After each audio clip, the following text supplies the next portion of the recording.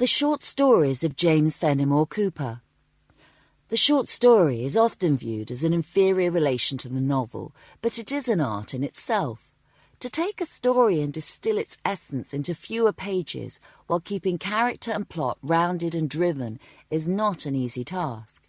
Many try and many fail.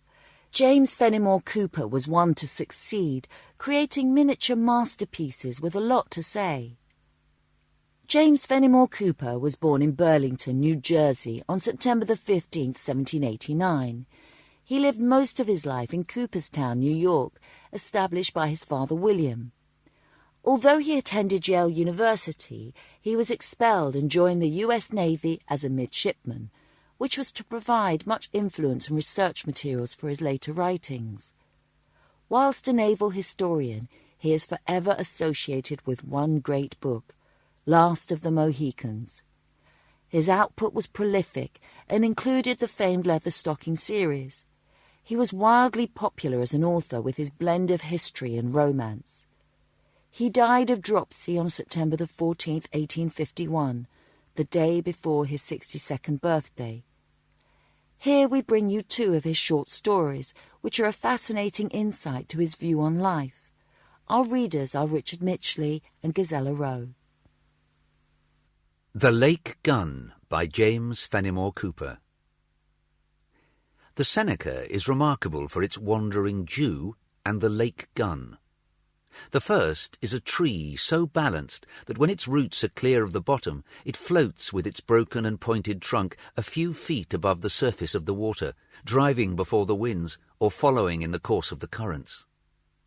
At times the wandering Jew is seen off Jefferson, near the head of this beautiful sheet, and next it will appear anchored, as it might be, in the shallow water near the outlet. No white man can give the history of this Jew. He was found laving his sides in the pure waters of the Seneca by the earliest settlers, and it may have been ages since his wanderings commenced. When they are to cease is a secret in the womb of time. The lake gun is a mystery. It is a sound resembling the explosion of a heavy piece of artillery that can be accounted for by none of the known laws of nature. The report is deep, hollow, distant and imposing. The lake seems to be speaking to the surrounding hills, which send back the echoes of its voice in accurate reply. No satisfactory theory has ever been broached to explain these noises. Conjectures have been hazarded about chasms and the escape of compressed air by the sudden admission of water. But all this is talking at random, and has probably no foundation in truth. The most that can be said is that such sounds are heard, though at long intervals, and that no one as yet has succeeded in ascertaining their cause. It is not many lustrums since curiosity induced an idler, a traveller, and one possessed of much attainment derived from journeys in distant lands, first to inquire closely into all the traditions connected with these two peculiarities of the Seneca, and, having thus obtained all he could, to lead him to make the tour of the entire lake, in the hope of learning more by actual personal observation. He went up and down in the steamboat, was much gratified with his trip, but could see or hear nothing to help him in his investigation. The gun had not been heard in a long time, and no one could tell him what had become of the wandering Jew. In vain did his eyes roam over the broad expanse of water. They could discover nothing to reward their search. There was an old man in the boat, of the name of Peter, who had passed his life on the Seneca, and to him was our traveller referred as the person most likely to gratify his curiosity.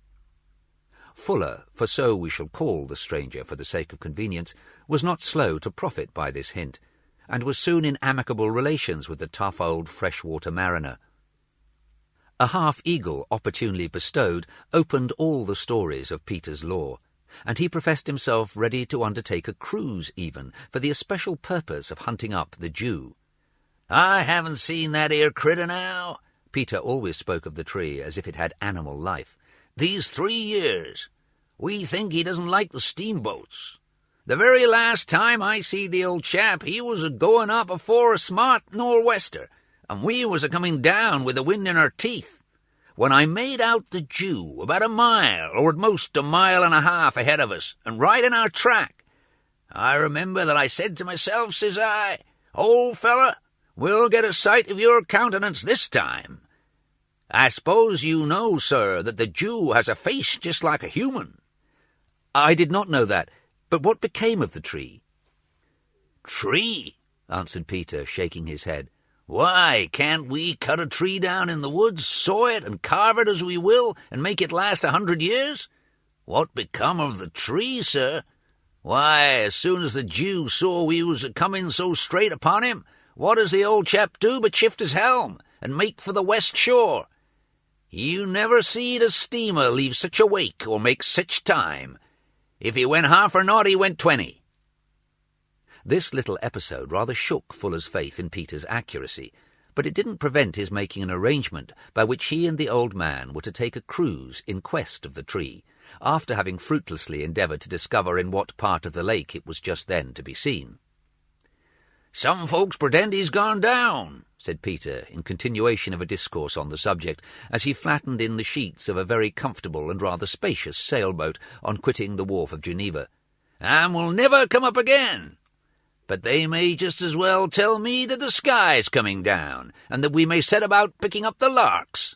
That Jew'll no more sink than a well-corked bottle will sink."